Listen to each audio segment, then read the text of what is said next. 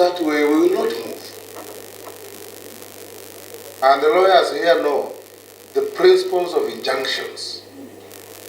Kaluma, Osoro, Cheng, Gishimu, all of you, you know.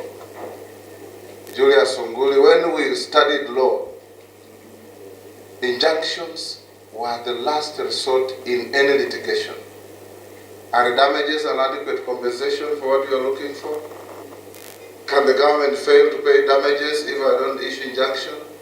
In America, we have a doctrine called the presumption of constitutionality of any law passed by a House of Parliament, and when you challenge it, you go with facts.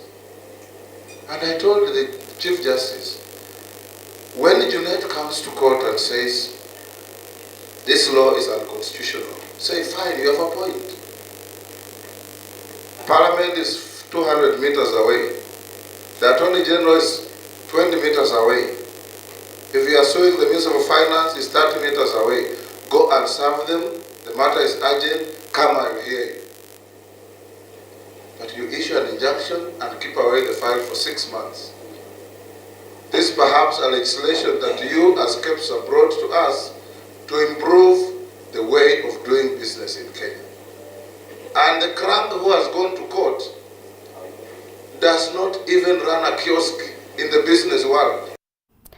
Na ripoti yo niyo egututirihira mohoro gitao gatho muno makiria ni ndwa unyitaniri waku utauri bitu na njira ya shiko mo wagui wa Mwangi njitagwo Mubi wa Chege TDI thayo